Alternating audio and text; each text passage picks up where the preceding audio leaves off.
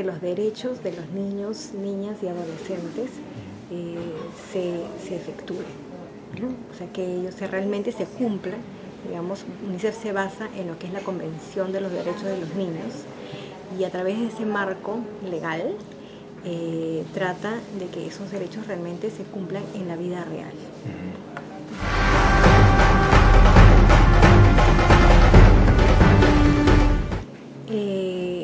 Bueno, uno, como en la parte de competitividad, como ustedes trajan el tema de competitividad, UNICEF tiene como que el nombre bien ganado, ¿no? Eso es un valor agregado, que solamente ya tener el nombre de UNICEF. Se dice que trabajan con la niñez, trabajan en temas de educación, trabajan en temas de salud, trabajan en temas de agua y saneamiento, en todo lo que es políticas sociales para que haya mayor gasto en los niños. En general, yo creo que el nombre de UNICEF es uno de los logros más importantes que UNICEF ha ganado en el tiempo, ¿no? Y eso también se traduce en cómo los donantes, los que soportan la labor de UNICEF, se han incrementado en el tiempo, y especialmente en el caso de Latinoamérica, ¿no? De hecho, hay muchos países que prácticamente ya no necesitan donantes de fuera, sino, por ejemplo, en el caso de Argentina, ellos básicamente con donaciones locales, a pesar que hay crisis en su país, la gente quiere seguir donando y que sigan la labor de UNICEF. Creo que eso es lo más importante que ha logrado.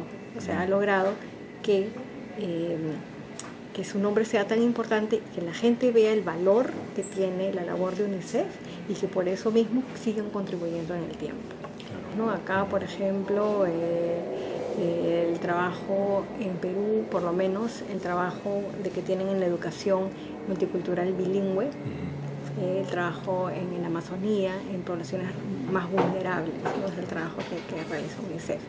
Otro principio fundamental para UNICEF es el trabajo con temas de equidad, ¿no?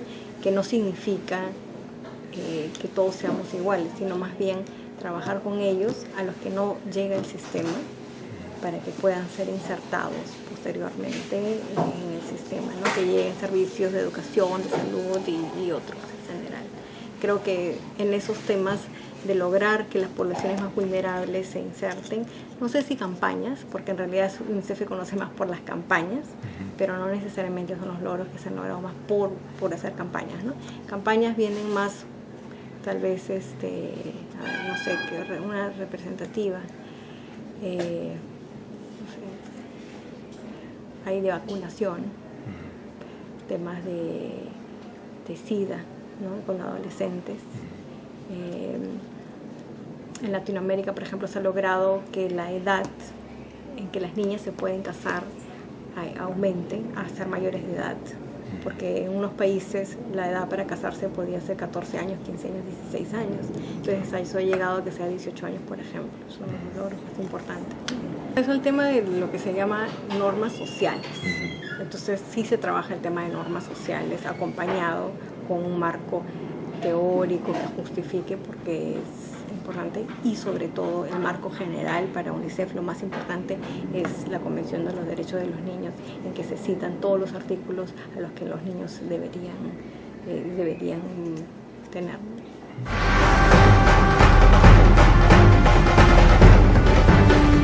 Actualmente, uno de los desafíos más importantes es el tema de la violencia. Se está viendo, por ejemplo, en Centroamérica, por lo menos, es cómo los adolescentes están insertos en estas, digamos, pandillas grandes que prácticamente se violentan entre ellos, y hay muchísimos asesinatos a causa de eso. Las causas, el perpetrador, digamos así, es un niño adolescente, y los que ejecutan también son niños y adolescentes. Entonces eso es un tema que se está trabajando, porque no solamente genera un problema de violencia estructural dentro de un país, pero también eso afecta a las generaciones futuras de los hijos de esas personas que están dentro de ese entorno. Entonces es un problema intergeneracional, ¿no? Después está el tema de embarazo adolescente, de las niñas que prontamente tienen hijos, entonces también es uno de los desafíos en los que se está trabajando.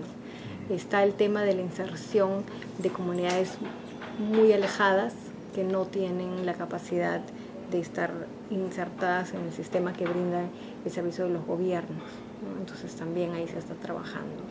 UNICEF trabaja con los gobiernos, ¿no? O sea, dentro del sistema educativo de los países se trabaja con ese sistema.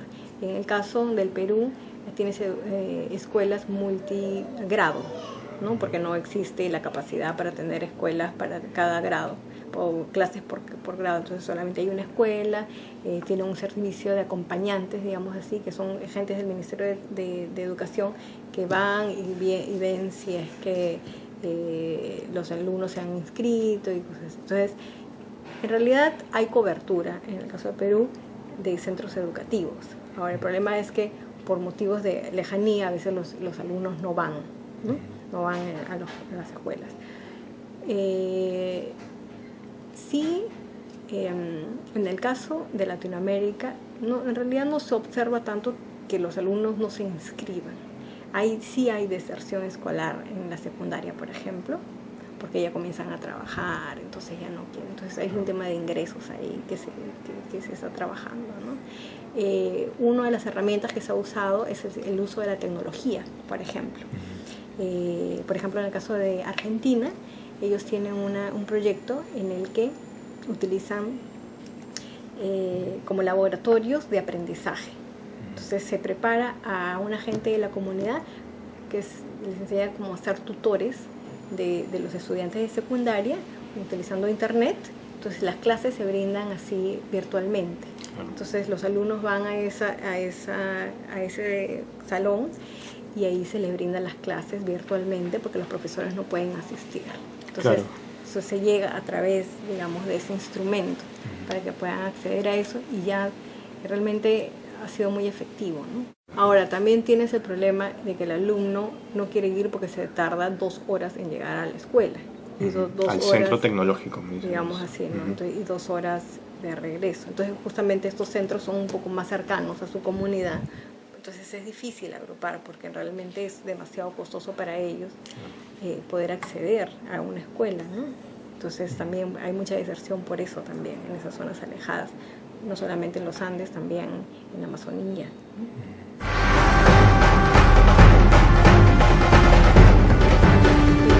Regional, te digo, en general, y bueno, está incluido Perú, el trabajo de UNICEF que ha hecho y las metas que tiene son un poco más a nivel político, ¿no? Y trabajo legislativo. Entonces tienen unas metas un poco más atendiendo el contexto que directamente trabajando con la demanda, digámoslo así. Entonces primero el sistema que usa UNICEF para ver sus programas son trabajar en esto, lo que se le llama el upstream, que es como el contexto, ver que la normatividad esté vigente, que sea de acuerdo a la Convención de los Derechos de los Niños. Por otro lado, están los servicios que brindan los ministerios o las entidades públicas encargadas o que están relacionados con los derechos de los niños, el Ministerio de Educación, los sistemas, los servicios de salud, todos. Entonces eso le llama el lado de la oferta. Y por el lado de la demanda, en realidad no se hace mucho trabajo en eso en general en Latinoamérica. ¿Por qué? Por las condiciones de la región, que son un poco más de países de renta media, digamos así. En países de renta baja, tal vez se trabaja un poco más directamente con atendiendo la demanda o proyectos así directos con las comunidades. En nuestro caso, por la naturaleza, porque ya existe un aparato legislativo o servicios que más o menos funcionan, entonces trata de mejorar esa parte un poco más. Como metas es eso, ¿no? Que las metas en realidad están más enfocadas a que los sistemas sean acceso a de calidad, de educación, acceso de calidad a servicios de salud, acceso de calidad a los servicios de agua y saneamiento. Y no se trata de generar un sistema paralelo, sino más bien trabajar con los gobiernos para que eso exista. Ahora, eso no implica que UNICEF en muchos casos trabaje en programas, sino programas pilotos administrados completamente por UNICEF para hacer una demostración y generar un modelo que eso funcione para luego ser escalado, digamos así, al aparato público.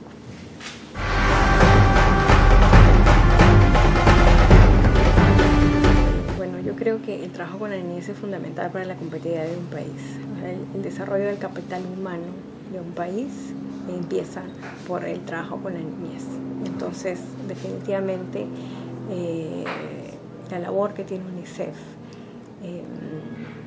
creo que es fundamental para eso. O sea, no sabría cómo, no tengo cifras en este momento, pero realmente si uno no atiende a la niñez y al entorno de la niñez, un país jamás puede salir, no puede progresar, ¿no? Entonces, creo que el trabajo que se realiza a través o en conjunto con los diferentes actores que están relacionados con eso, especialmente el gobierno, incluidos los gobiernos locales, ¿no? Los gobiernos regionales, los gobiernos locales, comunitarios, todo ese marco tiene que estar dirigido un poco a invertir un poco en la niñez para que eso en el futuro genere rentabilidad y competitividad al país.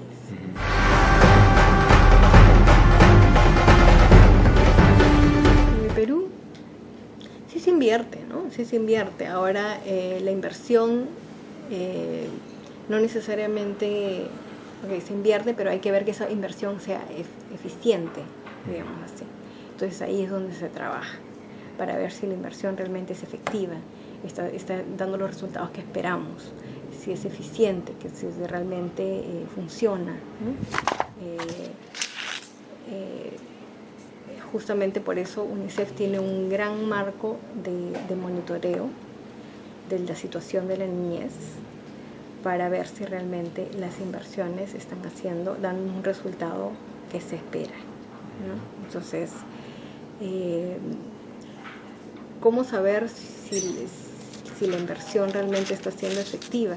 Es solamente ver si los indicadores, por ejemplo, de mortalidad neonatal están mejorando, si la deserción escolar está mejorando, y hay una serie de indicadores en general que te cuentan un poco la historia dentro de cada sector y del marco general, que nos ayuda a ver un poco si la inversión es efectiva. Hay avances, hay muchos avances en Latinoamérica en general. Hay temas que todavía faltan por tratar, pero sí han habido avances importantes.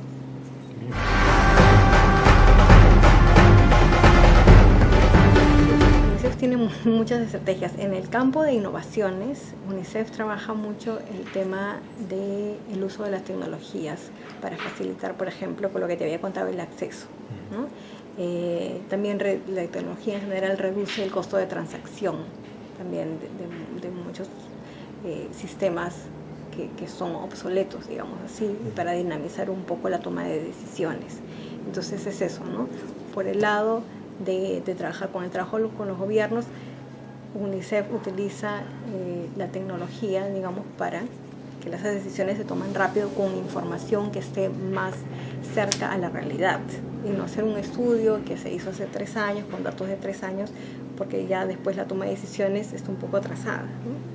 Actualizado tiene que ser. Entonces, un poco más actualizada. Entonces, por ejemplo, hay sistemas de monitoreo a través de celulares, sistema de monitoreo utilizando el internet y así, para que la información esté un poco más actualizada y los que toman las decisiones tengan información más reciente.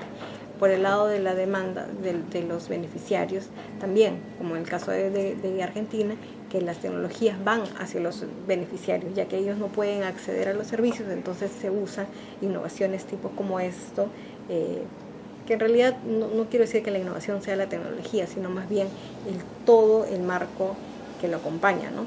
Llevar la educación hasta donde están ellos. Y por qué no usar la tecnología en ese caso, ¿no? para poder ayudarlos o facilitar un poco ese proceso. Entonces, es eso, tener información más accesible, poner a disposición información para que no solamente los que toman la decisión, sino también los beneficiarios, en general la sociedad civil, pueda ver cuáles son los avances que se están realizando, ¿no? También en eso trabajamos.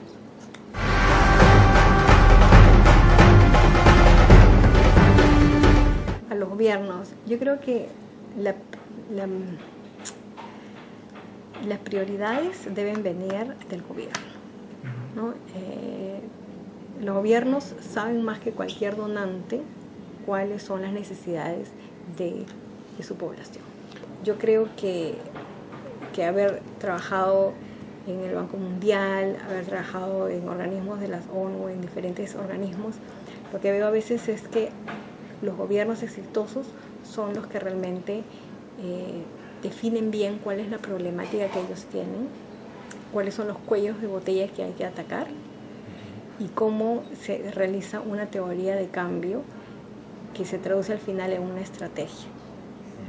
Entonces, ese proceso de análisis de cuál es la situación de un país es la que lleva a un país a realmente tener estrategias que responden a problemáticas que se han analizado. Para eso se necesita generar evidencia y poner al público esa evidencia o publicar esa evidencia, ¿no? Para que también la gente pueda tener un poco de rendición de cuentas a la población en general. Entonces, es todo ese proceso, ¿no? De generación de evidencia, invertir en estudios, invertir en evaluaciones, invertir en generación de datos para poder tener un análisis un poco más sólido, de definir la problemática y luego trabajar con los diferentes agentes de cambio, que no solamente es el gobierno, obviamente la sociedad civil, las escuelas, las universidades, los institutos, también en general, la cooperación en general, y todos en conjunto ver cuáles son esas acciones que tienen que responder a cambiar esa situación y definir un camino a llegar a un progreso. Gratamente, la semana pasada estuve en una conferencia sobre temas de evaluación a nivel regional, en el que participaron gobiernos, el gobierno de Perú, participó también otros institutos a nivel regional que ven el tema de evaluaciones, de políticas sociales y de proyectos en general. Como digo, gratamente he visto que en las presentaciones en el caso peruano es realmente increíble ver cómo se ha avanzado en este tema de generación de evidencias, ¿no? Yo creo que hay mucho, obviamente mucho por hacer todavía, pero sí se ha avanzado muchísimo y en eso creo que es un insumo muy importante tener esa evidencia a la mano para poder tomar decisiones informadas. Entonces, ahora, el camino que nos lleva a ver cómo se aplica esto, tal vez ahí es donde estamos trabajando, ¿no? Pero la generación de evidencia sí se está trabajando muy bien. Todavía falta el análisis y la operacionalización realmente de responder a esa problemática. Todavía es un reto, pero bueno, es un reto para todos en general en cualquier parte del mundo.